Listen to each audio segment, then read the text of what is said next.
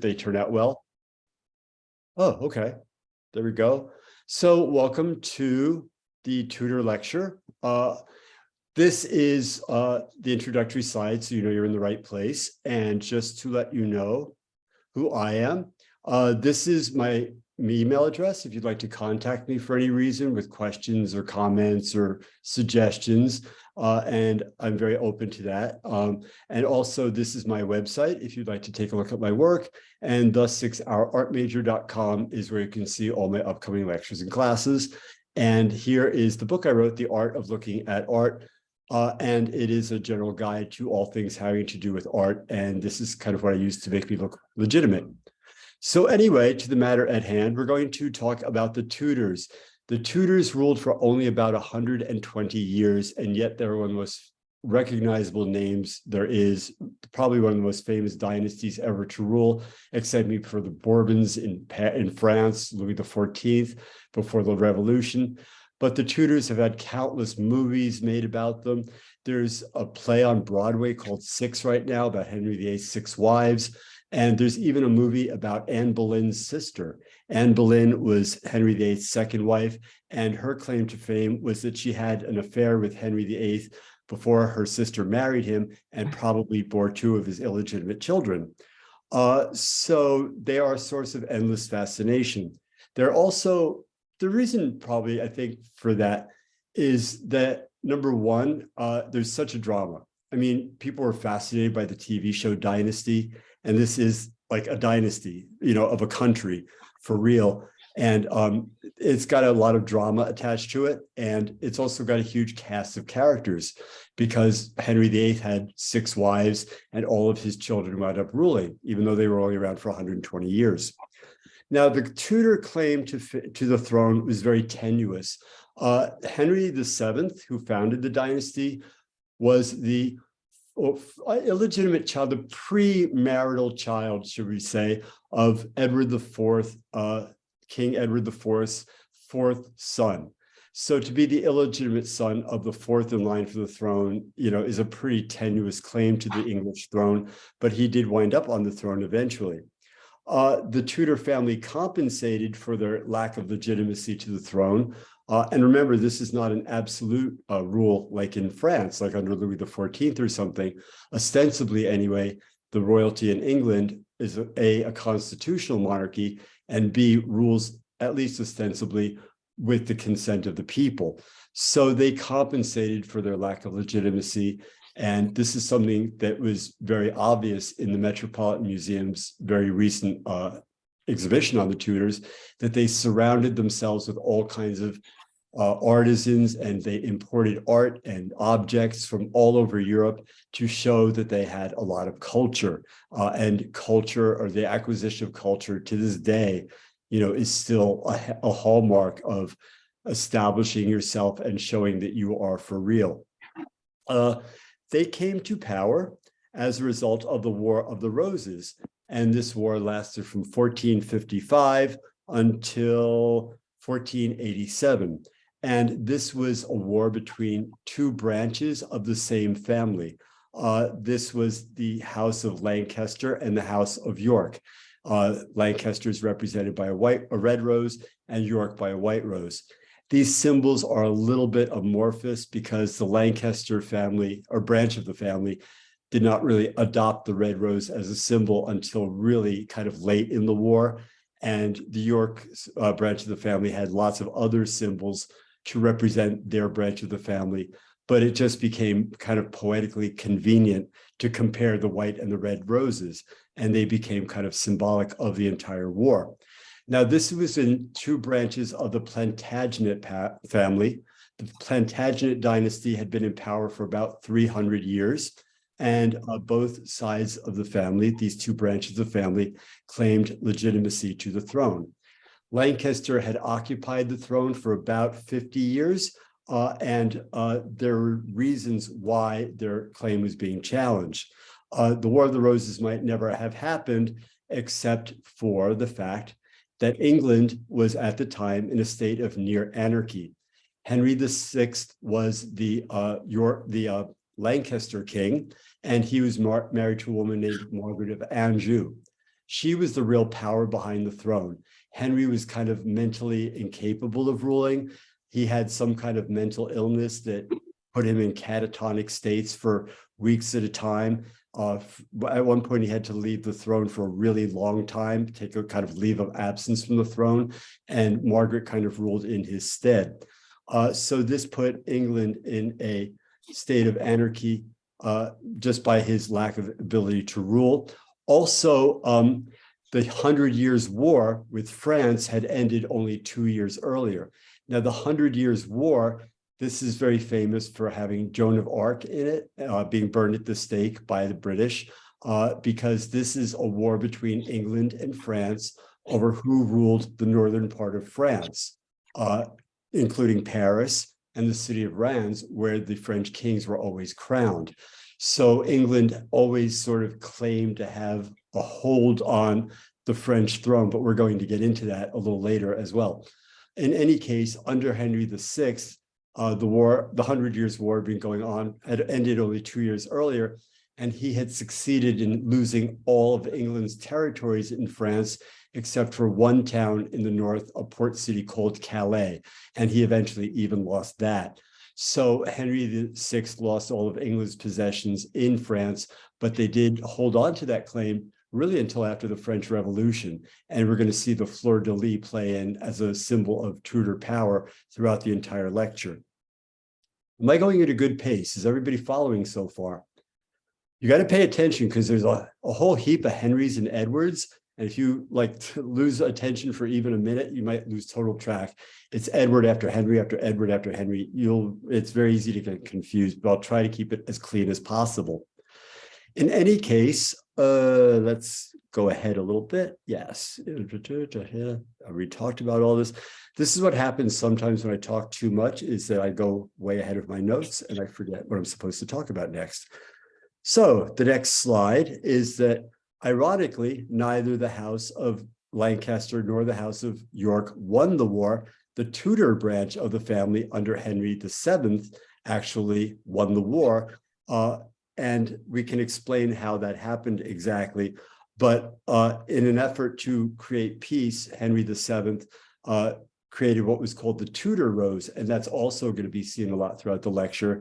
He made a rose that was part red and part white in order to kind of unite the two branches of the family. He himself is of the Lancaster branch, but like I said, his claim to the throne was very tenuous, and he wound up marrying a woman named Elizabeth of York, and thereby by marriage also united the two houses of the, or two branches of the dynasty, of the Plantagenet dynasty, and this created the Tudor dynasty. Everybody straight so far? Any questions?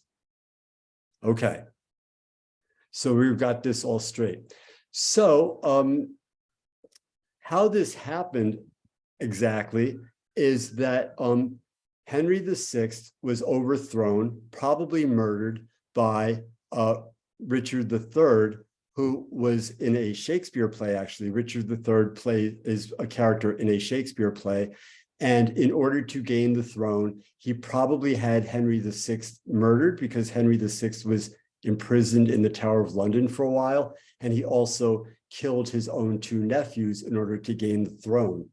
And they were imprisoned also in the Tower. And it's always been rumored that they were murdered and assumed that they were murdered by Richard III. And it was never proven, but later on, a couple of hundred years later, they did find two young skeletons buried under some stairs in the Tower of London. And it's assumed that those were the two princes that Richard murdered to keep the throne. In any case, he ruled just under 2 years and eventually was defeated in battle by Henry VII, who then claimed the throne, and Henry VII established the Tudor dynasty. Everybody with me so far? I can recap anytime you want. Feel free to ask questions, because this is very confusing. In any case, in these portraits, we already see some propaganda taking place. Richard III is famously depicted in the Shakespeare play as having a withered arm, as being a hunchback, and as having a limp. They have actually exhumed Richard's skeleton rather, and they found that he did have a curvature in his spine. In other words, he had scoliosis, but he did not have a withered arm, he did not have a limp, and he did not have a hunchback. But you can see in this portrait that he does have one shoulder much higher than the other. As part of the propaganda, actually, this was added on later. The shoulder was brought up a lot higher later on. That's an addition. Also, they kind of added some paint a little later to kind of turn down the corners of his mouth and make him look kind of crabbier. They also increased his steely-eyed gaze. In this case, they have his eyes as blue, and that increases the intensity of his gaze. Also, you see in this portrait, he's holding a broken sword, which symbolizes his defeat in battle and his loss of the throne. He was killed with a blow to the head, either by Henry VII himself or by one of Henry VII's soldiers. And they actually did exhume his skeleton. When they exhumed his skeleton, they also found kind of a coin slot in his skull where the hatchet had landed and put him to rest. So this was at the Battle of Bosworth Field. So finding a true likeness of any of these people is difficult because, as I said, they may have been made to look uglier than they really were to kind of, show their bad character. A lot of these were painted posthumously, as you see these were, and also a lot of these portraits were based on templates. In other words, somebody would paint them, and then future painters would use that as a model, because very few of these portraits were actually done from life. Many of them were done posthumously, as I said. Also, let's see what I was going to say. Yeah, let's see. Well, we're painting. Another thing, the point I was going to bring up about that is that in this day, even up through the Renaissance, because this is the English Renaissance, and even a little later, it was thought that if you were fair of countenance, you were also fair of character. And we still have that to this day. I point out in my book, I have a whole chapter on what is beauty and things like that. But we still have the Wicked Witch of the West is green and has a big nose and, is all cackly. And, the Good Witch of the East, Glinda the Good Witch is all sparkly and white and pretty and has, a beautiful voice. And, so we still hold to that stereotype today, but back then it was taken very, very seriously. So this is Henry VII. This is the first Tudor king, and this portrait was done as a marriage portrait. He was actually courting the daughter of the Holy Roman Emperor, Maximilian I. After his wife, Elizabeth of York, died, he was a bachelor once again. And let's see.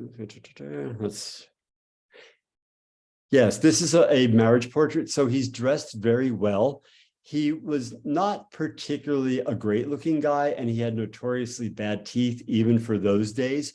But in this portrait, which, as I said, was a courtship portrait, done unfortunately only 2 years before he died. So had he married, he would have, left his wife a widow very shortly anyway.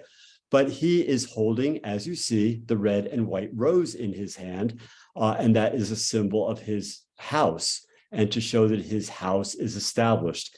He's also very kind of, demure looking. He's trying to not look too pompous, but he is wearing a very, very expensive cloth of gold cloak.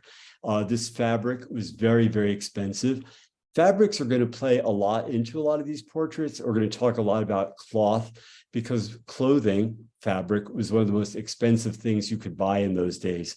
A lot of these royal garments were woven with gold and silver thread. They must have weighed a ton, but they are made out of very precious materials. As a matter of fact, they had some of these garments in the show at the Metropolitan Museum. He's also not wearing a crown. He's wearing a regular hat, trying to make himself look like a very regular guy. But around his neck, he is wearing, if you see down here, this is the sign of the Order of the Golden Fleece. The Order of the Golden Fleece was an order of knighthood that Henry belonged to, but it was also a very established knighthood. And the Holy Roman Emperor Maximilian also belonged to this knighthood, the Order of the Golden Fleece. And it's very telling that Henry is wearing this order rather than the English Order of the Garter. which was much more recent and had much less lineage than the Order of the Golden Fleece. So he could have worn his own country's royal, chivalric order, but he chose instead to wear a chivalric order that was more established and established with the Habsburg family that he wanted to marry into. He did restore power to England and a certain sense of stability. He initiated a lot of administrative and economic and diplomatic reforms. He was very thrifty, and he also built the economy, mostly by supporting the English wool industry. And that's happened a couple of times. It happens a little later with the Charles II, the King of England, who is around at the time of Louis XVI in the 1600s. The English wool trade is very important for England, although on the bad side for Henry's rule, they did find a lot of graft and misuse of funds by administrators and tax collectors. So this picture was completed 2 years after the death of Elizabeth of York, and he died at age 52, as I said, 2 years after this painting was done. He was known to be a very amiable guy, very high-spirited, friendly, kind of on the stiff side, but also quite intelligent. This painting may have been done by more than one artist because people who've really looked at it for a long time have noticed that the parts of the hair and the necklace show a higher degree of craft than some of the other details in the painting. He also is depicted with a very direct gaze, so that kind of shows his sincerity. Sometimes a very direct gaze can be used to depict, power and intimidation. But in this case, he looks kind of wide-eyed and very, approachable. So I think that's the image he's trying to portray here. There is also an inscription on the ledge down here, right below his hand, you can see. And it was, the inscription says that it was ordered by Hermann Rinck, ambassador of the Holy Roman Emperor Maximilian I, and as I said, was a marriage portrait for his daughter, Margaret of Savoy. Let's see, we went through all this already. Yeah, okay, so Henry, I'm sorry, I take back what I said. Henry did not die 2 years after this portrait was done. He died 4 years after this portrait was done. It was painted 2 years after Elizabeth of York died and 4 years before Henry died. So I correct myself. So now we're going to move on to probably the most famous, or one of the, between him and Elizabeth, that's kind of a toss-up, but more famous than Henry VII was Henry VIII, and he has quite a story, and these are some portraits of him, and we're going to talk about him as soon as I have a sip of my coffee.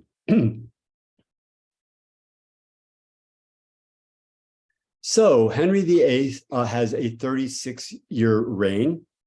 Young Henry was known to be very high-spirited. He was very handsome, very clever, very kind of the opposite of his very serious father, Henry VII.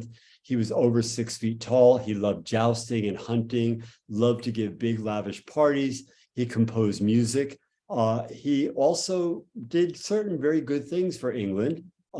Some of his contributions include introducing the Bible into English. He also valued educated women very highly when he wasn't tossing them aside when they no longer proved to be of use. But he did like being surrounded by women who could hold their own in a conversation, and he very often relied on his wives for advice. It was, remember, the era of discovery. This is when the New World was being discovered. An awful lot of advances were being made in the sciences and in the arts.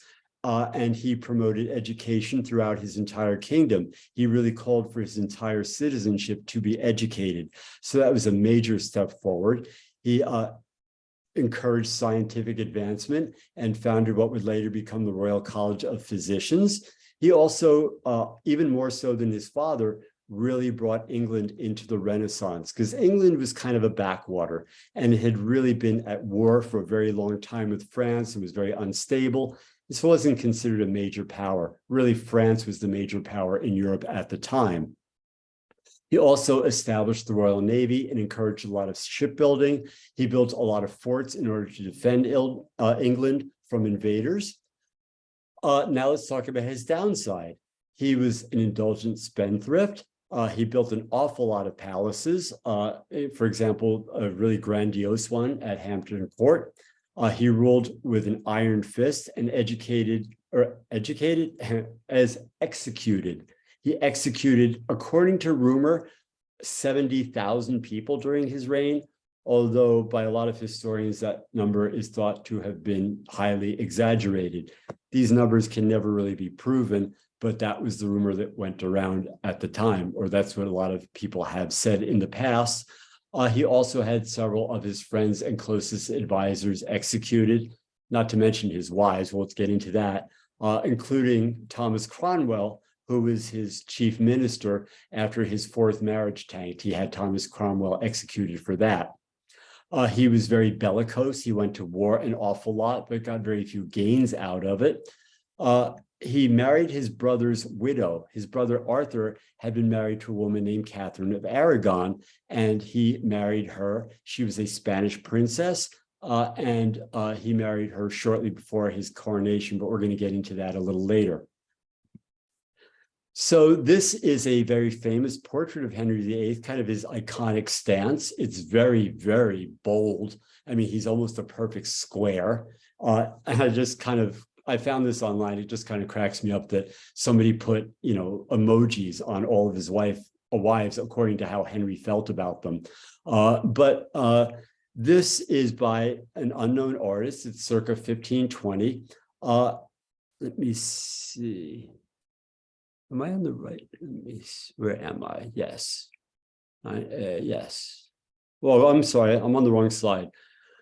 That's where I got lost. Okay, so the painting on the left here is circa 1520 by an unknown artist, and Henry is shown putting a ring on his finger. And back then, that would have been read as a sign of piety. He was a Catholic in good standing. When Martin Luther broke away from the Roman Catholic Church in Germany and started the Protestant Reformation, Henry stood by the Pope and was therefore commended by the Pope as a very devout Catholic. He's also wearing around his collar here what's called a livery chain, or a chain of office, or a livery collar. The one on the right here is attributed to Hugues van Cleve, and it was painted after he had his rift with the Pope. We'll get into that, but he wanted to divorce his wife, Catherine of Aragon, his brother's widow, and the Pope would not let him for reasons we'll get into later. And this was painted shortly after he broke away from the Catholic Church and established the Church of England. So this is a piece of propaganda as well. He was already married to his second wife, Anne Boleyn, by the time this second portrait was painted. And he is holding in his hand a scroll. And what the scroll says is a Latin inscription that comes from the book of Mark in the Bible, chapter 15, verse 16. Go ye into all the world and preach the gospel to every creature. Now, the significance behind the scroll that he's holding in his hand is that this was the declaration that the Pope used to, to establish his position, to say that he was the ruler of the people, that was his job, was to preach the gospel unto every creature. And Henry has taken over the Pope's slogan. And this is to establish the Pope as the heir to St. Peter. He also, has a very direct gaze, and that in this case shows him as a little more aggressive. I think the difference in expression, even though they're both very poker-faced, I think you can see a kind of a different look in his eyes than you did in his father Henry VII's portrait. So now we are going to go to the Holbein portrait, the very famous one with all the emojis of his different wife. Now, we are going to recount the stories of those 6 wives. It's fascinating, and part of the reason why the Tudors are such a source of fascination for people. Before I continue, do we have any questions? Anything in the chat room so far? Let's check.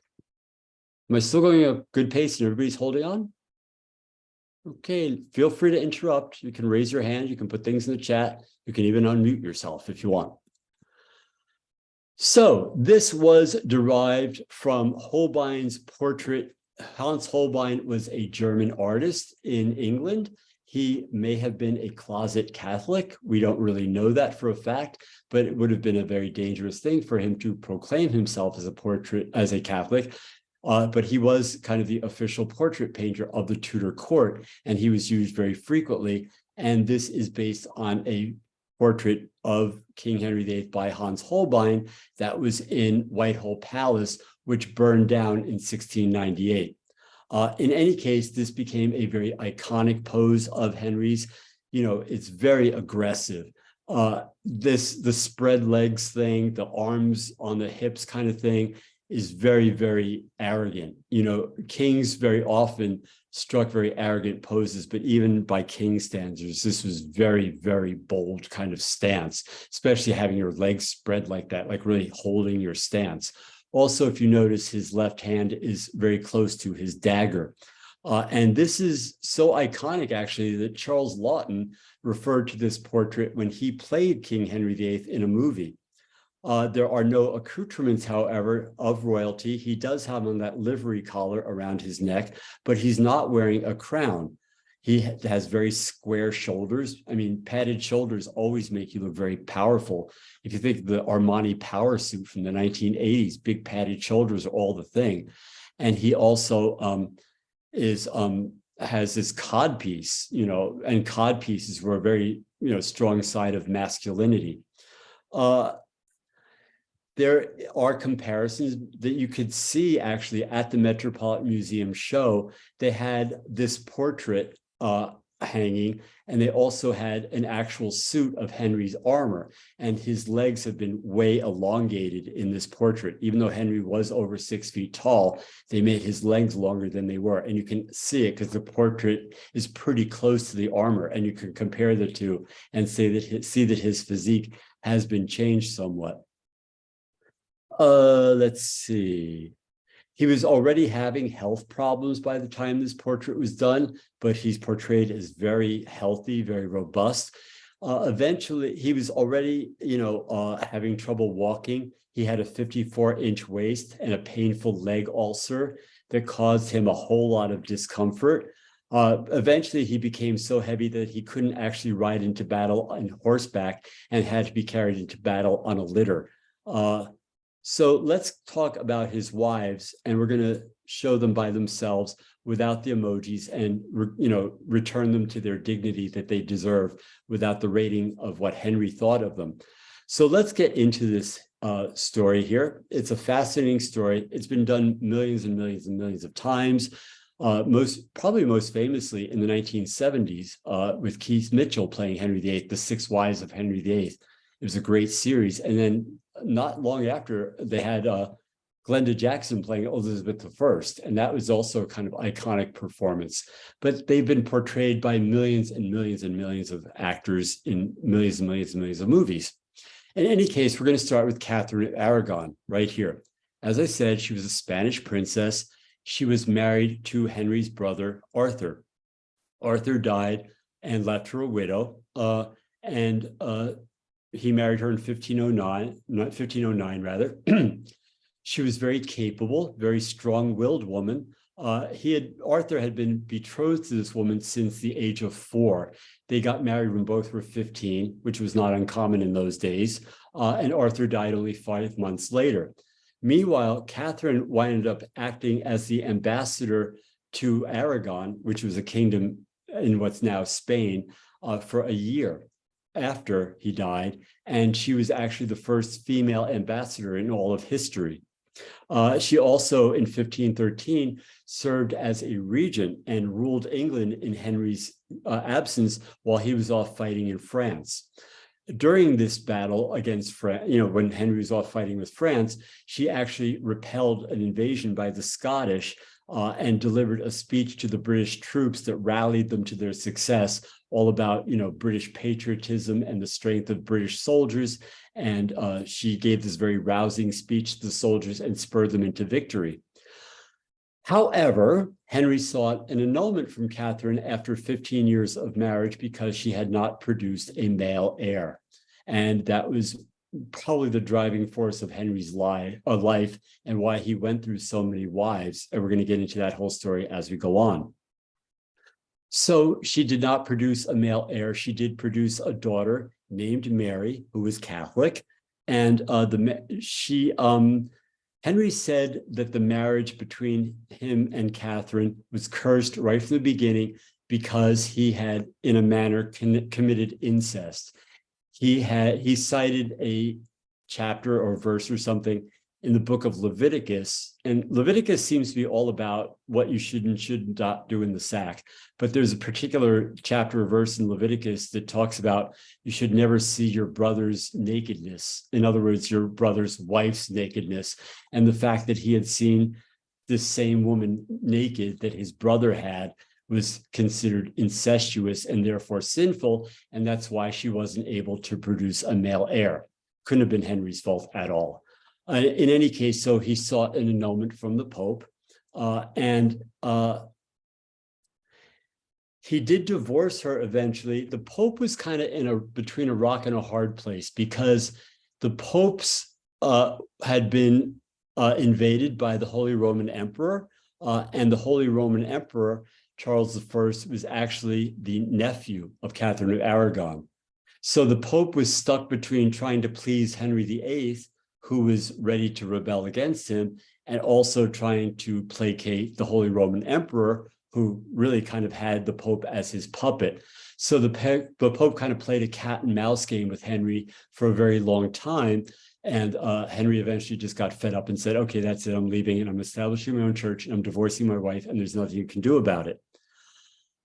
In any case, so he did divorce her, and let me see. So Catherine died 3 years later, and she did have this daughter, Mary, who was a Catholic. And we're going to get into that shortly.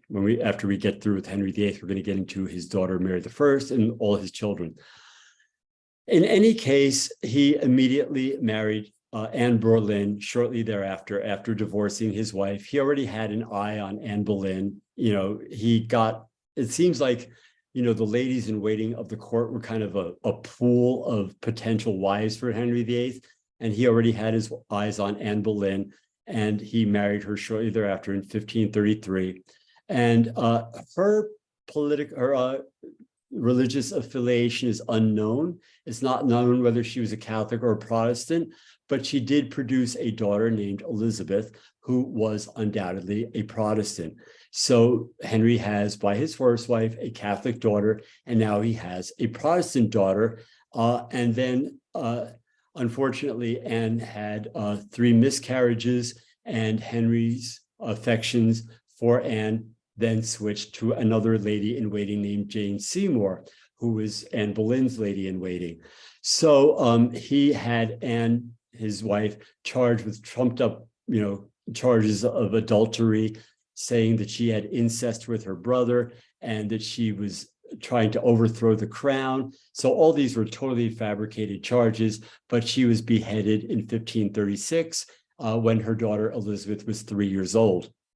So shortly thereafter, he marries Jane Seymour, and 2 weeks after giving birth to the long-awaited son, Edward, she died in childbirth 2 weeks later. Somebody told me just yesterday that it was because it was caused by not completely expelling the placenta after, like they weren't able to get that's what somebody told me. I'm not sure that's true, but that's apparently the cause of a lot of women dying in childbirth in those days, that the placenta did not entirely come out. In any case, after she died, he went into a deep grieving because she produced his son and was therefore very special. And she's always going to have a special place in his heart, as we will see from future portraits. Thereafter, he gets a portrait, and this is a Holbein portrait. Remember, Holbein is the official court painter. Holbein brings back this portrait of Anne of Cleves, who is a German princess.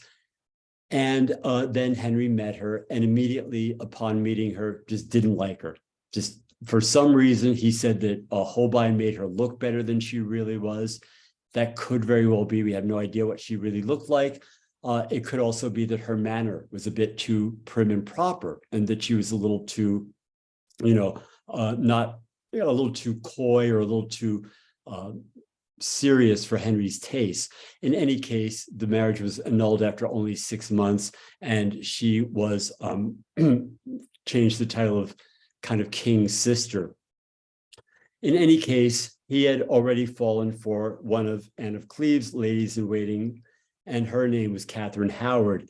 Now, Catherine Howard he married her when she was 16 and he was 49. She was executed when Princess Elizabeth was 9 years old because she had an affair with one of Henry's courtiers, a man named Thomas Culpeper.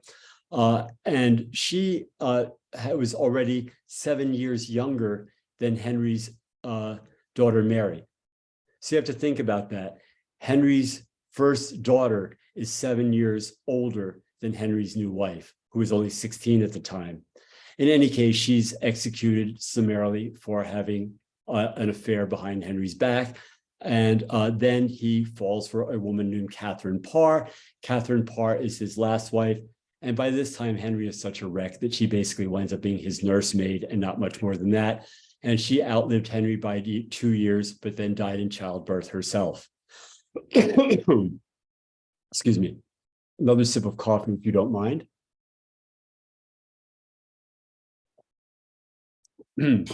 Thank you. So, do we have any questions so far? Everybody caught up with everything? Okay. Anything in the chat? Let me check the chat. How do I get it? Come on. I have to put the cursor up. I should be getting the chat. Why am I not seeing it? All right, never mind. If you have any questions, just interrupt me. Jean. I'm sorry? Jean, this is Ariel. There's nothing in the chat. Okay, that's fine then. Okay, well, I'm still holding on to people then, I guess. Okay, so now we're going to show a portrait that is a definite piece of propaganda here. This is by an anonymous artist, and it was done in circa 1544, 1545. And this is clearly to point out Henry's status as a ruler and also to clearly point out the order of succession for his kingdom. Henry would be dead 2 years after this painting was done. And by this time, he's on his last wife, Catherine Howard, or Catherine Parr, rather. He's on his very last wife, Catherine Howard, or Catherine Parr, who was his nursemaid, basically, as I pointed out. And but he is shown here with Jane Seymour, his third wife, who had already been dead for 10 years. But she is included right at his side, and she is the mother of his heir, Edward. All of them, except for Jane, were thought to be painted from life, all the characters in this painting. Now, in the wings are his daughters, Elizabeth and Mary. And then in the doorways, we actually have the court jesters.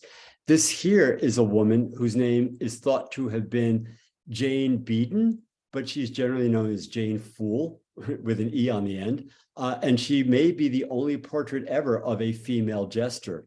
She was also the jester of Anne Boleyn and Catherine Parr and Mary Tudors jester. And as I said, the only female jester ever thought to be depicted in a painting. And over here we have Will Summer, who is Henry VIII's jester. This is a total statement on the continuity of the dynasty. So we're going to look at a couple of details here. First of all, you notice that Mary has a cross around her neck and that Elizabeth has an A around her neck. It's not known what these are supposed to mean. The A may stand for adultery. It may stand for Anne, her mother. But in any case, it could be a sign of, where they came from. It could also kind of be a sign that they're wearing their sins around their neck. The sin Mary has as being a Catholic, and the sin Elizabeth has maybe is being the daughter of Anne or the product of adultery. In any case, this may be also just paying tribute to his daughters. So now to look at the entire painting again. This was not a great year for Henry. Like I said, it was only 2 years before he died. England was being invaded by Catholic countries. The French sent 30,000 troops and 200 ships to invade. He did win the war, but he did lose one of his favorite ships, and he did lose an awful lot of troops. None of this is shown, however. None of this this trouble and strife is shown in this painting. Henry is surrounded by tremendous riches. He has an oriental carpet at his foot, which would a huge status symbol. An oriental carpet would have been a huge expense at the time. As I said, if there's one thing that show at the Met pointed out, it was the way that the Tudors showed off their wealth, and Henry especially was very ostentatious about it. An oriental carpet like this would have cost a fortune.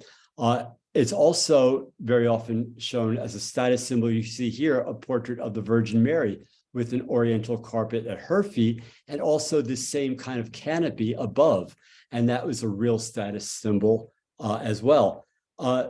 It's also a bunch of columns here that surround Henry, and they're a kind of classical reference. Once again, classical things like columns tend to establish your established, status. They put you almost like as a classical figure. He's dead center in the painting. He is the focal point of the painting. He's the first thing you look at. And this canopy over his head, called a baldachin or cloth of honor, is also portrayed over this Renaissance Madonna. So it's really quite a status symbol to have this canopy over you, and the oriental carpet as well, and the columns. This tapestry here this is a tapestry by Raphael. And let me see, what am I saying about this? I'm sorry, 1 second, please. I just lost my space. 1 second. Okay, here we go. The columns in the painting may have been inspired by this Raphael tapestry cartoon, which Henry had just acquired recently. And it may be an allusion as well to this tapestry that Henry owned, which was called The Healing of the Blind Man. And this may be a reference to Henry VIII's gout. So he's surrounded by these columns and these very expensive accoutrements in his court. And once again, as I said, it's to show the order of succession as he sees it. It also shows a lot of stability and permanence. Edward is 7 years old here. He became king at the age of 9 and died at the age of 15, just like his uncle Arthur had. So this is, once again, a portrait for great propaganda purposes. Anybody who visited the court, would have seen this painting, and it is to show very clearly what Henry thought should happen after he died. Now we're going to talk about Edward's reign. Edward became king at age 9, died at 15. He was smart and willful and very affable, but he also could be very volatile. There was a story that he got angry once and just ripped a bird's head off with his bare hands because he went into such a fury. He was very close to his stepsisters, both Mary and Elizabeth, although eventually Mary's Catholicism did estrange the two. He also continued the conflict with Scotland and with France. I mean, think about this. Here's a kid, an adolescent, basically, running an army and a country. And he did continue those conflicts. He also really tried very hard to establish the Church of England as the official church. And he was a staunch believer in the church, in his father's church, and he did everything he could to establish it as a permanent fixture in England. He also, unfortunately, created a lot of economic issues under his reign. And even after his short reign, it did descend into a bit of unrest and chaos. However, what we do see in this painting are a lot of status symbols. There were at the time what they called sumptuary laws, and sumptuary laws dictated who could wear what. And he is wearing clothing here that only royalty was allowed to wear, like this lynx fur lining of his cloak could only be worn by anybody above the rank of duke. Let's see. Yes, and this is a very expensive velvet gown as well. So this is a sign of his status. Once again, he is holding a sword in his hand to show his military prowess. After Edward dies, Jane Grey becomes queen for literally 9 days. This is a posthumous portrait of her by an unknown artist. She was Edward's first cousin once removed. If you don't know the difference, a cousin once removed is a cousin's cousin, and a second cousin is the daughter or son of your cousin. So this is the daughter of one of his cousins. And so he wanted her to be queen. She was considered one of the most learned women of her day. And he wanted her to succeed him in spite of Henry's wishes that after he died, that Mary should then inherit the throne. But he wanted Jane Grey to inherit the throne instead. She unfortunately did not have the support of the people or of the Privy Council. And so her queendom was never really permitted, and she lost the support of the people and the crown and the Privy Council, and was therefore allowed not to be queen, but she was allowed to live for at least a while. Mary initially spared her life when she became queen. Remember, Mary's Catholic, and she is Henry's first daughter from Catherine of Aragon. And after a while, Jane Grey became perceived as a threat. And so she had to be beheaded, according to Mary. Let's see. This painting was done about 40 years after Jane Grey's death. It may, another thing I forgot to say almost, this painting may have been part of a series of Protestant martyrs that was painted by some anonymous artist, as kind of a history. And it also, pardon me, has a lot of scratches in it, which indicates that it may have been attacked by iconoclasts, people who are anti-Protestant or Catholics. The Catholics may have attacked this painting because it may have been part of a series of Protestant martyrs. So then along comes Mary. Mary is Catholic, and remember, she's also half Spanish, and she was a very unpopular queen. She became queen in 1553. And if you look at her portraits, most of them make her look kind of testy. She always looks like she's a little angry. What we see here is a portrait of her by a Dutch artist named a Netherlandish artist. We're going to discuss the difference between different schools of art a little later on, but she is depicted by a Netherlandish artist named Hans Eworth. And we see a portrait of the man who became her husband. And this is, her husband is Philip II of Spain. Remember, she's half Spanish, and she marries a Spanish prince. For her part, it was a marriage of love. For his part, it was more a marriage of convenience to tie himself to England.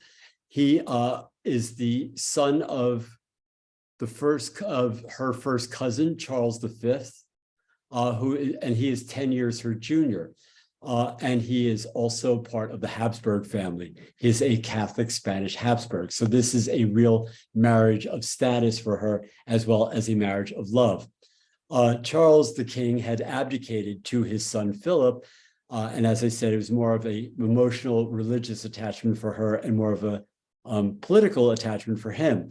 However, she was England's first queen ever. England had never had a queen, so Mary assumed that she would have to have a king and that she would have to once again produce an heir.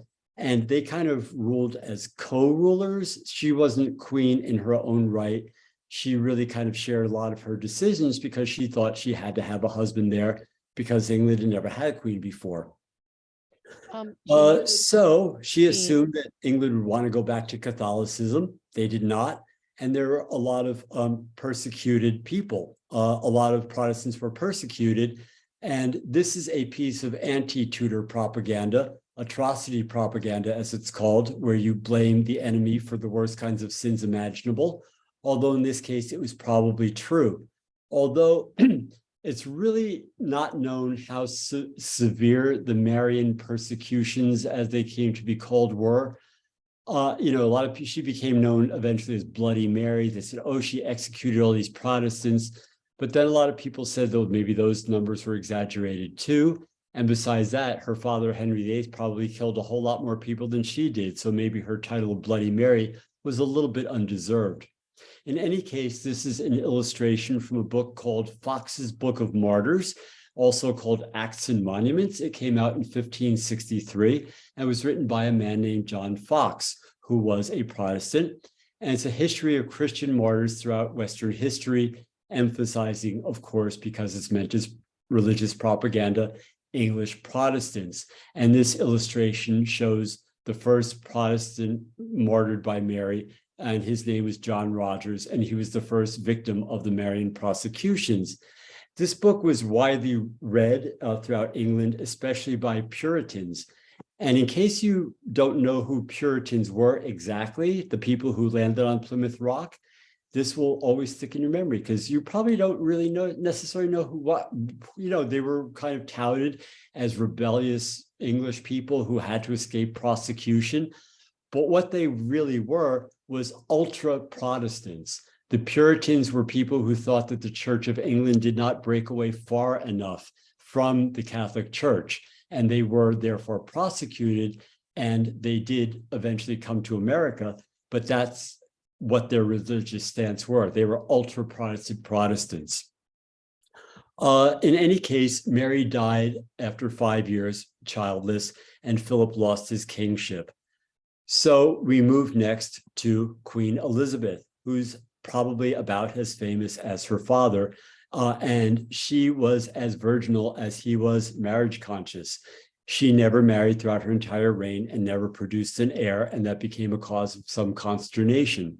But we're going to get into that. In any case, she reigned for 44 years, and she was England's second queen. She took the throne at age 24, and she was born in 1533, died in 1603, and she became queen in 1558. 1558, you have to think this is the late Jean? Renaissance in the rest of Europe, and yes. You do have a question in the chat, actually. Okay, I can read it. I have the chat down. Let's see. Where are the portraits found? When was the Tudor exhibition at the Met? Was a couple of months ago. It closed maybe about 2 months ago. And the portraits, they're all over the place.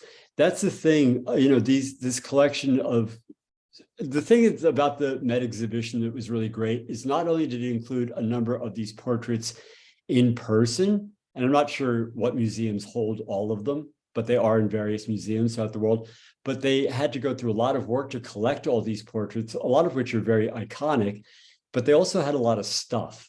They had miniature portraits, they had, things that adorned the court, they had sculptures, they had clothing, they had a lot of accoutrements that just showed how wealthy the Tudor court was. And that's also being shown by what Elizabeth is wearing here. I'm sorry I can't tell you exactly what collection all these portraits are in, but I don't know all of them offhand, but they're all over the place in different museums. I'm sorry, that's the best I can do with that. Any other questions? Okay, so let's talk about this portrait because it may be kind of a statement. Let's me scroll down in my notes. Yeah, so Elizabeth ruled for 44 years, and she ascended the throne despite kind of near impossible odds. When you think about it, she's 24 years old. And already, at the age of 3, her mother's murdered by her father. At the age of 9, Henry's 5th wife, Catherine Howard, is executed as well.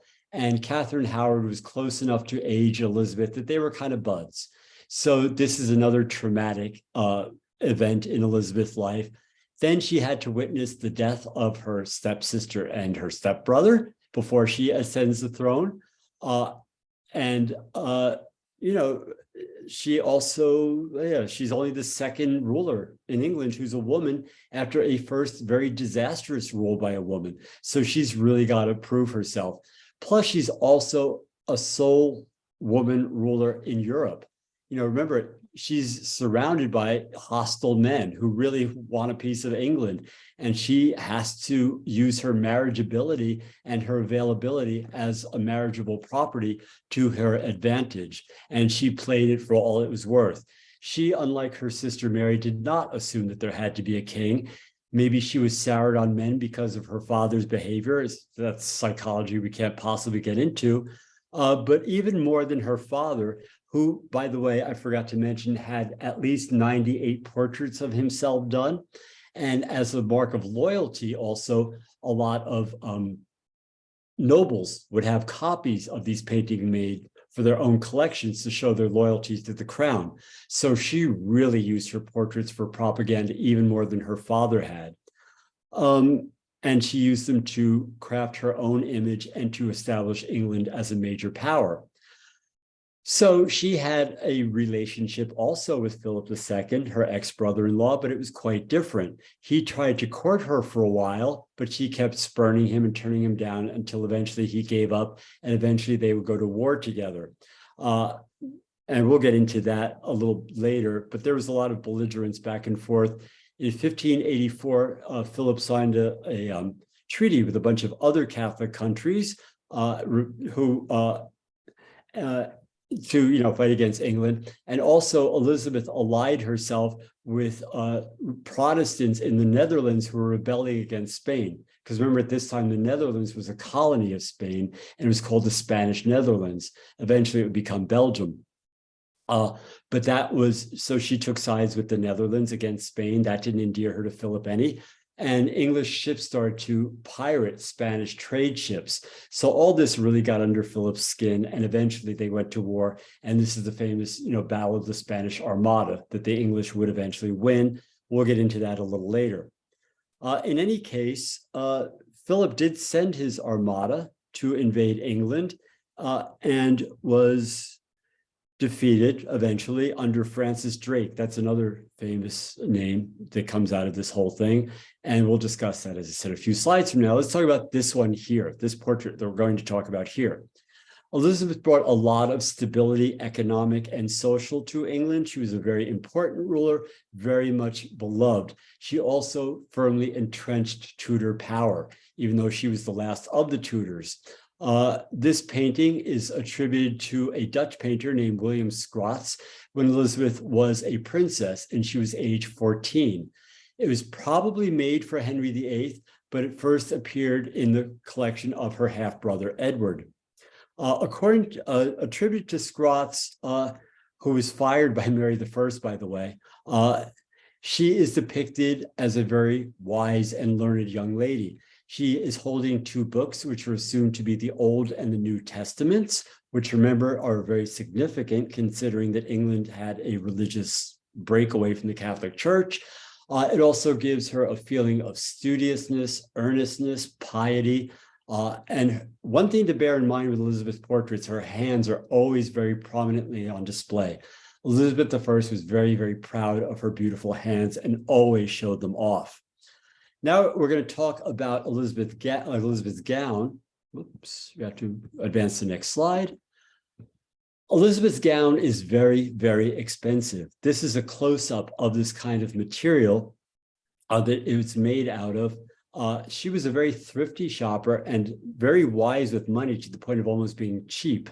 But this pomegranate pattern that's on this cloth, remember, this is all hand stitched, and this is a really close-up detail of this fabric, and all this is gold thread. They had some of this at the Met show too. This was taking a piece of silk and then wrapping gold or silver around it, and this was clearly very expensive and incredibly intricate. The pomegranate pattern was inherited from the Near East, like Persia, so it was very exotic and very expensive. And it's also dyed red with this extremely expensive dye called cochineal. And the Spanish had a monopoly on this particular dye because they owned Mexico. And this cochineal dye was made by these little red bugs who lived on cactuses in Mexico. So Spain imported tons of this red dye and made a vast fortune off of it. And by the way, by doing so, undermined the Italian monopoly on red dye, because the Italians in Venice had ruled the red dye, market until Spain discovered this red dye in Mexico, and they undermined the Italians. So this fabric is extremely expensive, and fabric anyway is extremely expensive. Let's see. So the front of the skirt and the undersleeves are another kind of very expensive fabric. They're kind of very lightweight and like tissuey and almost translucent. It was called cloth of silver, and it's tissued with gold. So in other words, it's a silver kind of fabric that's very translucent. And then all the stitching on here is with gold thread as well. Now, the reason this painting is a statement is because these kinds of fabric were only allowed to be worn by royalty according to the sumptuary laws. And Elizabeth had only just regained her lineage back to the throne, as had her sister Mary. Remember, she's only 14 at the time. So she and Mary had just been re-legitimized as heirs to the throne. So it's a statement of some sort, but we don't know what kind of statement. Because if Henry commissioned the painting, then it was kind of, showing that his daughter's legitimacy. If Catherine Parr had commissioned the painting, then it was kind of an entreaty for Henry to accept his daughter again. Catherine Parr, Henry's last wife, was largely responsible for reuniting him with his daughters. And if Elizabeth herself commissioned the portrait, then it's a really bold statement because she's wearing things that only royalty is allowed to wear. She's really claiming her place in line for the throne. It was painted only 3 years after she was brought back into the succession. She did not unusually have an exclusive portraitist. Elizabeth was portrayed by an awful lot of people, and but she did hold extreme control over her image. She made sure that she oversaw every symbol in every painting and really dictated how they should be done. Many were used for marriage portraits, even though she never got married. Here we had, by an unknown artist, her coronation portrait from 1600 is a copy of a lost original. You see, she is holding a globe in her hand, which represents her dominion over the world. England did have colonies by this time. She is unusually painted face on, very confrontationally, looking at us right in the eye. Most of her portraits are very theatrical, and they're not necessarily based on what she really looked like. Probably the one that we just looked at was painted from life and is probably a pretty realistic portrait.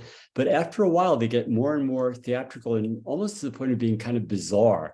And they're not at all concerned with capturing what Elizabeth looks like at all. In any case, let's see. Yeah, she is wearing a robe, the gold robe that once belonged to her sister Mary. So that's quite a statement right there. She had it altered to fit herself. It is covered with, as you see, Tudor roses. There are red roses and white roses, meaning that she is, uniting the two colors of roses. There are also, let's see, she is also sporting a fleur-de-lis, once again, the symbol of France and the, symbol of English ownership of France, even though it was kind of nebulous. Also, the fleur-de-lis, the three petals are sometimes thought to symbolize the three branches of the Holy Trinity. And the fleur-de-lis is also a symbol of purity, once again referring to Elizabeth's virginity. And roses are also symbolically a sign of the Virgin Mary. She associates herself with the Virgin Mary an awful lot. She's wearing ermine, which is a symbol of royalty. The reason ermine is a symbol of royalty is because legend had it that an ermine would rather die than soil its beautiful white spotted fur. And so this kind of purity somehow became associated with royalty. I don't know why at all, but so ermine is a symbol of royalty for that reason. She also has a very high hairline. In those days, a high hairline was fashionable because it was thought of as a sign of intelligence, kind of like being highbrow. So now we have a chat. We have something in the chat here. Let's see. The Tudor exhibit is courtesy. Oh, it's at the Cleveland Museum. So if you want to hop over to Cleveland until May 14th, you have. Some people might. I know people would do that. There's lots of people who travel just to see an art exhibition. So if you want to go to Cleveland, I'm sure Cleveland is a lovely city. So you have all the way until May 14th if you want to catch it. So now we're moving on to the next painting. The next painting is the second version of an allegorical painting that was done by, once again, this is done by an anonymous artist. The person who commissioned it, the patron, is absolutely unknown, and the purpose it was painted for is unknown as well. But it's once again kind of a piece of propaganda. It's an allegory of the Tudor succession, painted in 1590. And once again, just like that other, succession painting that Henry VIII had done, it is to show, Elizabeth's legitimacy to the throne. She puts her father dead center, kind of a sign of humility, and she has her half-brother Edward here as next in line to the throne at his side. However, here's her sister Mary and Philip. You can see a little bit of a difference the way they're portrayed. These people are all in kind of dark clothing. Maybe Elizabeth had a little bit of animosity toward her father by putting him in this kind of dark clothing, but there's definite, kind of bad judgment of Mary and Philip here because they're dressed in black, and that makes them kind of fade back into the background. Also, they are followed by an allegorical figure, the god Mars, to indicate that Mary was very warlike and got England into a lot of trouble. Behind Elizabeth, on the other hand, who's all dressed in this glowing kind of gold and white gown, are the allegorical figures of peace and prosperity. You see peace is standing on a shield and I think crushing a sword under her other foot, and prosperity is holding a cornucopia. So that's to show how she brought peace and prosperity to England and how she was a much better ruler than her sister Mary was. So by this time, clearly all these people are long dead, except for Elizabeth. Now, this is called the Darnley portrait from 1575. And this is thought to have been painted from life. Elizabeth is very pale in this painting. She was a little ruddier looking, but some of the red faded out of her face. But generally, she is painted without a lot of shadows and very pale. There's a lot of reasons for this. One is that it may show off her Englishness, to show her skin very, very white, to show, her pride in her white English skin as ruler of England. It could also be that, she, by having no shadows, she gave this appearance of eternal youth, because if you have no shadows, you have no wrinkles.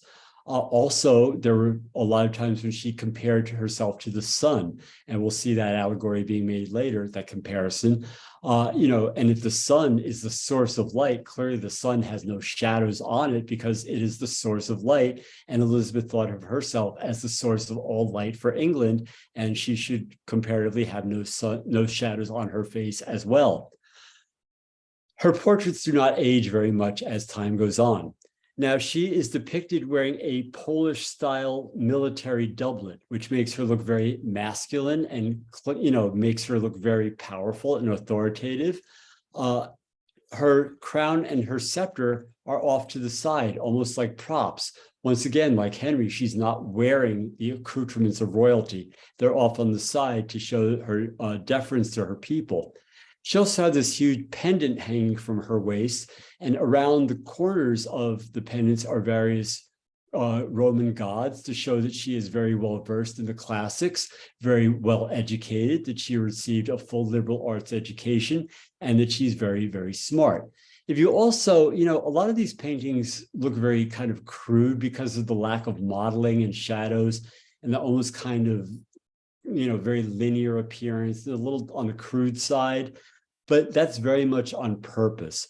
The paintings are still exquisitely done. This is, if you look at this detail, you can see all these tiny little lines that indicate the shine on the fabric, and the detail work on this pendant is just amazing. Very regular mathematical things like this are really a lot harder to paint almost than things that are kind of loose and free in a certain way, because it's so demanding and precise. So even if these paintings look a little on the crude side, they're still very, very well done. Let's see, what else do we have to talk? Oh yeah, such jewels like this pendant were very often gifts from courtiers or important visitors. And let's see, yeah, okay. Oh, this is something I should mention also. This Elizabeth Cleland, who was one of the curators at the show of the Met and now at the Cleveland Museum, I was fortunate enough to sit on a lecture that she gave for about a half an hour or so about the show. And she said that this lack of shadows kind of look and this very linear kind of drawing may be to historically tie the Tudors to the court of King Arthur, to kind of look more like medieval art and therefore really establish their lineages going way, way back. So let's see. Yeah, okay, next portrait. The Pelican portrait. The Pelican portrait was done by an artist probably named Nicholas Hilliard, and it is from 1575. And this was clearly done from a template, based on the Darnley portrait. And this is kind of how Elizabeth always looks in her portraits from here on in. These incredibly expensive, elaborate costumes covered in jewels, these incredibly expensive fabrics. Here you see the Tudor rose and the French fleur-de-lis up in the corners here. Now, this is very symbolic because according to legend, pelicans pricked themselves and fed their children with their own blood and consequently died in the process. So this shows Elizabeth's sacrifice toward her people. Remember, the English rulers ruled basically by consensus rather than absolute rule. And consequently, this shows her to be a servant of her people rather than a ruler. If you look, here's the pelican right here, surrounded by these pearls. It also ties Mary into the sacrifice of Christ to repent our sins. On the other hand is the Phoenix portrait, which is done just the opposite direction, but almost identical, also attributed to Nicholas Hilliard from 1575, kind of a match set. And we all know what phoenixes represent, rising up from the ashes. So it shows her power to sacrifice herself and then have a rebirth. We have four things. Oh my God, four things in the chat. Bring me a question. Yeah, okay. FYI, two interesting and I think generally accurate novels by Margaret George. The autobiography of Henry VIII, narrated by his jester who appears in the painting discussed earlier. So it's a novel, a historic novel by Margaret George, as told by his jester, Will Summer.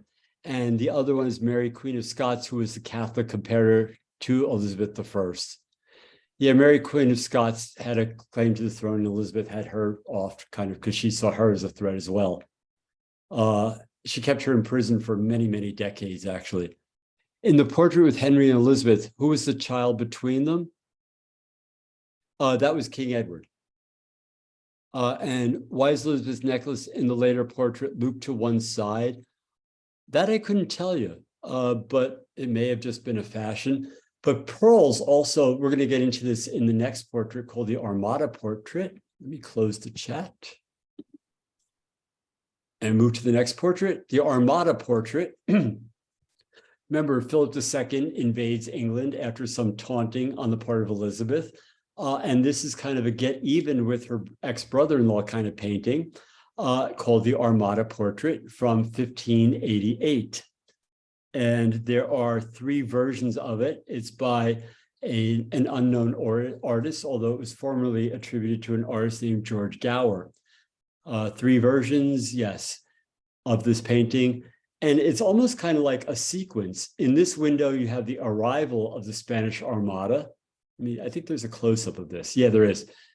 And then in between them is like Elizabeth. Then you have the defeat of the Spanish Armada. So it's almost like step one, along comes Elizabeth, step two. So, there's that factor. And this is a close-up of the two rear windows. Even though this took weeks for the Spanish Armada to be defeated, it makes it look almost like it was happening almost at the same time. That's kind of a device of Renaissance painting anyway, to show the passage of time. Very often they'll show events that happened at different times happening simultaneously on the same canvas. That's sort of a convention at the times anyway. So her ex-brother-in-law, Philip, had annexed Portugal, which was also a naval power, and he claimed ownership of all the world's seas, which Elizabeth thought was a little presumptuous considering she had her own navy. And she refuted this claim that he owned every ocean in the entire world. And so she went to war with him when he invaded England with his armada. She did not want this phrase as a religious war. Philip was all for it, and he even had monks on board his ships. But Elizabeth did not portray it as a religious war at all because she wanted no part of religious wars. She'd had her fill with the ones that happened during her sister Mary's reign. As a matter of fact, she saw really no difference. In her quote, she said, "There's but one Christ Jesus, the rest is but trifles." So she really saw this whole religious upheaval as kind of like not really that important. And she didn't really care that much. And she wished the whole thing has never happened. So she made a point of not having this be framed as a religious war. In any case, so the Armada was eventually defeated. And this painting is very imposing because it is life-size. Elizabeth by this time is 56 years old. She's wearing wigs, to make herself like she has more hair than she does. She's wearing thick white makeup to give the appearance of youth, but it was unfortunately made with lead base, so it was actually eating away at her skin rather than helping her look. It helped her look younger. It was actually eating away at her skin and probably poisoning her as well. Her teeth were known to be completely blackened out from her love of sweets. And there's a lot of symbolism in this portrait. Once again, her crown is off to the side, to show that she's not, the Queen of England per se, that it's just kind of something she does on the side. She has her hand very conspicuously on a globe and very conspicuously covering North America. The first child, a British child, Virginia Dare, had been born in the state of Virginia, which was named for the Virgin Queen. So she's kind of claiming her stake in the Americas in the New World. She is surrounded by her face is surrounded by a ruff that really makes her look like the rays of the sun. Let's see what else. Yeah, she's also wearing a necklace of pearls. This was given to her by Robert Dudley, the Earl of Leicester, who was her longtime suitor and had died that year. It's made out of 600 pearls. And as I said, they are a sign of virginity and also a sign of the sea because they come from the sea. So she's claiming her ownership of the sea as well. And over here on her chair is carved a mermaid, and that's kind of a dig at her ex-brother-in-law as well, because mermaids were known to lure sailors to their deaths. So there were women who, with their beautiful songs, lured sailors into dying. So it's kind of like, la ha ha, we beat you. So it's kind of making a statement at her ex-brother-in-law. And now we are going to talk about, scroll down here. I scrolled down too far. The Ditchley portrait. The Ditchley portrait is from circa 1592. And let's check the chat. Anything in the chat? No, oops, I went too far. Sorry about that. Let's try. I keep switching slides and I keep trying to get to the chat. There's nothing. If there's anything in the chat, let me know. Let's leave it at that. So the Ditchley portrait from circa 1592 was commissioned by Sir Henry Lee, who was the master of the armory. And he was the first to hold the position of what was called the Queen's champion. Should anybody deny the Queen's claim to the throne, he would personally challenge them to a duel and refute their refutation of Elizabeth as Queen of England. And that was an official position for many years, and he originated the position, but he resigned it in 1590. So this painting was done by Sir Henry Lee because the Queen had forgiven him for taking a mistress that she did not approve of. In other words, as she put it, becoming a stranger lady's, falling under a stranger lady's thrall. He was out of favor for 2 years, and she eventually forgave him. And this is a painting of thanks to Elizabeth from Henry Lee, who was her, as I said, the Queen's champion. It could have been commissioned because Sir Henry was coming, or Elizabeth was coming to visit Sir Henry in 1592. And these visits, it should be remembered, were very expensive. Elizabeth traveled generally with a retinue of about 300 people, and she only gave whoever she was visiting a couple of days' notice. So that meant that this household, whoever it was, had to acquire enough provisions for 300 people within the space of a couple of days. That meant they had to raid every local farmer for everything they could get and accommodate all these people as well. A 3-day stay at Sir Thomas Egerton's Harefield estate in 1602 costs the equivalent of $10 million in today's money. Think about that. A visit from the Queen costs 325 or $3 million plus every day to house all these people. So it was an immensely expensive thing. So the 59, I need more coffee. Hold on. I'm sorry. Jean, it's already almost 8 o'clock. Okay, we only have one more painting after this. So this painting is to commemorate her forgiveness for his, or is it 8 o'clock? I have 5 of. I said it's almost 8 o'clock. Okay, well, we're almost done. There's one more painting after this and that's it. So she is standing on a map of England, specifically right on Sir Henry's house in Ditchley.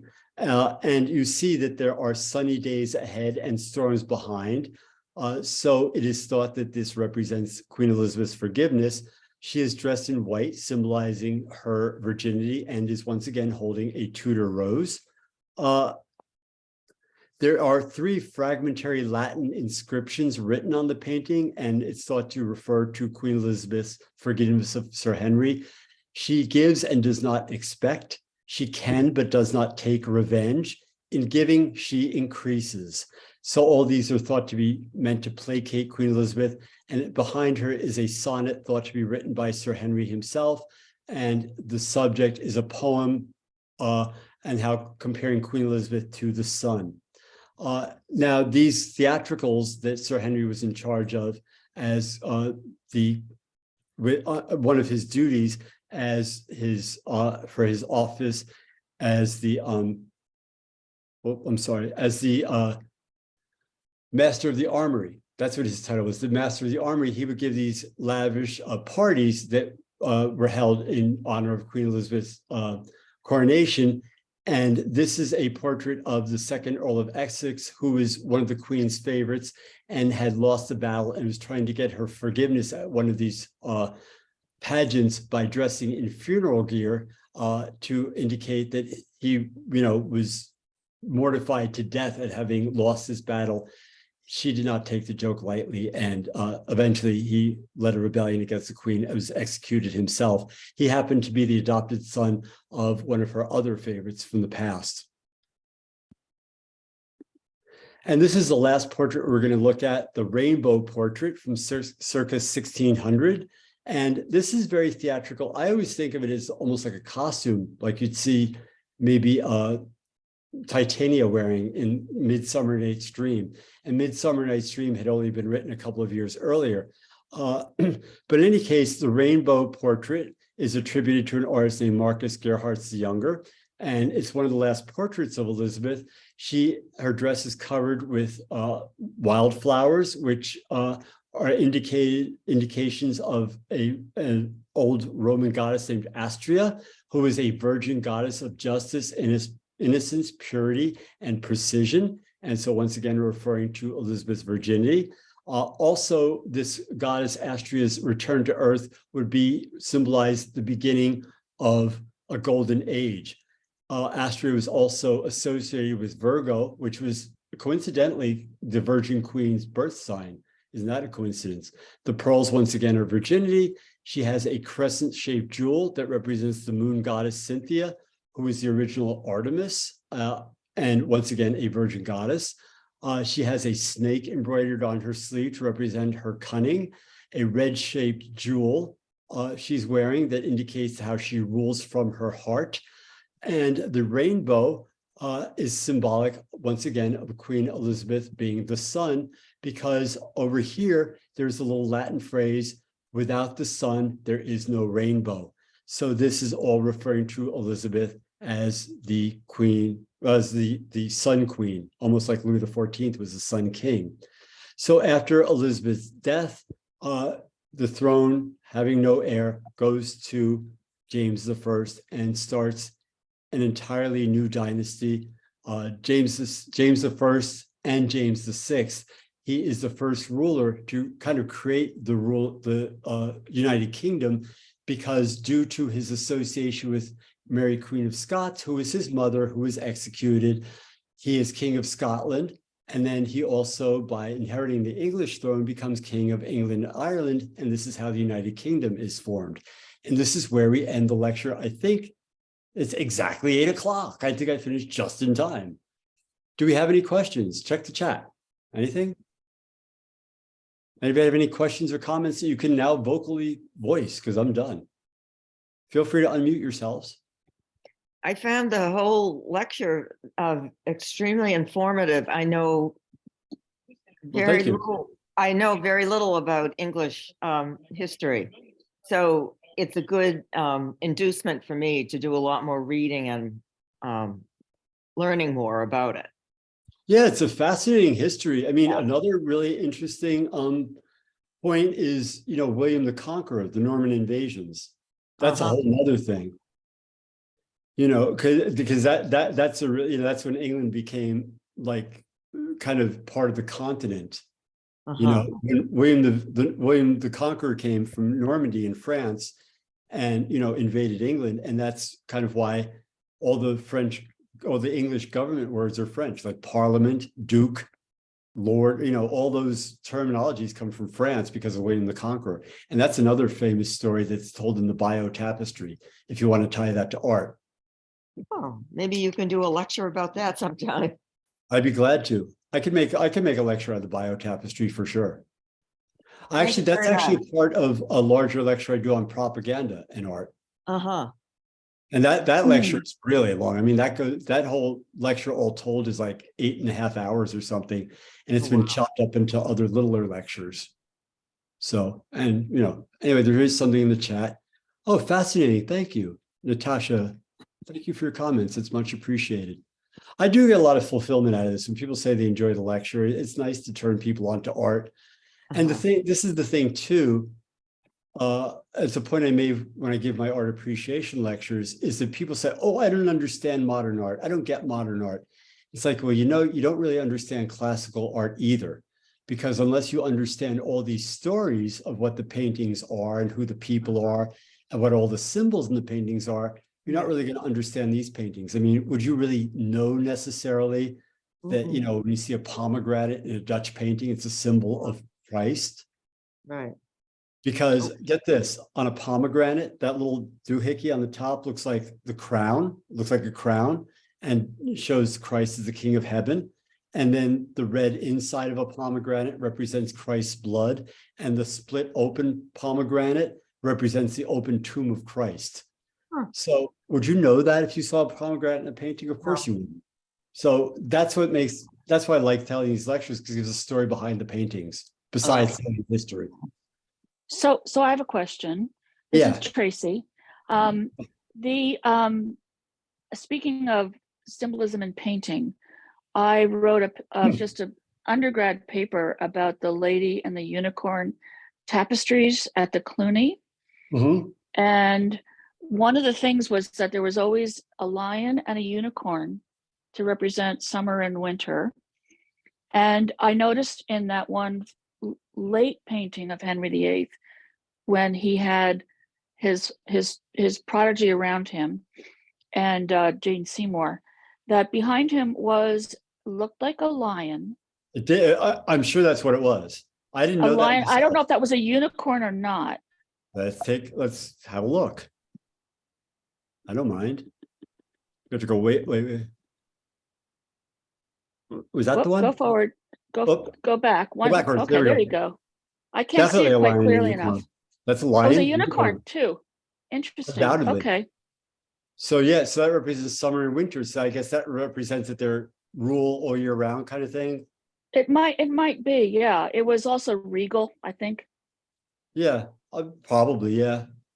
Well, unicorns are mythical and lions are powerful. So sure, why not? Well, and the unicorn, as I understand it from the research for the paper, was considered real because it appeared in the Bible by a mistranslation for the rhinoceros. Get out of here. That's great. Oh, see, now this is another thing. I give these lectures. I learned stuff. I had no idea that. I think it was like a one-horned animal from India that just by the translation ended up being people thought it was a unicorn. So Well, the thing is, a lot of medieval art, when you see the animals in a lot of medieval art look really fun. Yes. People had never seen these animals. They were just going by model books. Like somebody would draw a lion based on a description, and then this model book would go out to all these medieval artists or these monks who were making manuscripts and stuff, and they would base their lion on this model book, and that's why they'd never seen these things before. As a matter of fact, in there's a famous anatomy book by an artist named by an anatomist and scientist named Albinus, and Yes. yeah, and there is a rhinoceros in some of those. They show all these, the musculature and skeletons and stuff like that. That's their anatomical study books for artists. And the rhinoceros actually toured Europe in the Renaissance, and people flocked to see this rhinoceros because they'd never seen such a thing. And it toured Europe for like, I think 15 years or something. That's great. The Lady Unicorn tapestries are mille fleurs, million flowers, and they had the animals and the flowers. And as I understand it, and it might be that it's the same way that's showing up in your lecture here, these little, a rabbit meant this, a fox meant that, an orange tree meant one thing. And people were not literate, but they understood the symbolism. Well, that's good to know. No, this is very informative to me. I learned stuff from giving these lectures too. So thank you. No, and Anything else? that was also helpful to hear the early part of the Tudors. I did not know that part. Oh, you mean all the Henrys and Edwards? Yeah, well, yeah, yes. I call it the Henrys and Edwards part. The Henrys and Edwards and the rose and white roses, the red and white rose coming into the Tudor. That was interesting. Yeah. Well, that was also smart. Mhm. Marrying into the family and combining the roses, that was good PR. It was. Seriously. like hyphenating your last name. Yeah, exactly. That's a great idea. So, and remember, a lot of these marriages were political. Sometimes they were yes. for love, and some of them were famously for love, but a lot of times they were just political, and they were betrothed from the time they were little kids. Yeah. So I just an aside about the Margaret George books I mentioned. I believe that the beginning of the autobiography of Henry VIII, there was a statement that someone said, I wore pearls at my wedding and I shouldn't have, because they believed that, or the wives' tale was that a pearl represented teardrops in the wedding. And the sadness, and that was kind of like the beginning of all those wives. And I have no idea where that statement, if that statement was really legendary or not, but that was just interesting. Then you talked about the pearls on that one portrait of Elizabeth. yeah, she wore pearls a lot, Mhm. But yeah, there's a lot of these, like, they also thought a lot of times that if a thing looked like a body part, like a food looked like a body part, it was good for that body part. So walnuts represented wisdom, because when you open them, they look kind of like brains, and they were also thought to be good for brains, like to develop your intelligence and brain food. Well, they kind of are. Yeah, but I just saw that online like a couple of days ago, that they actually are good for your brain.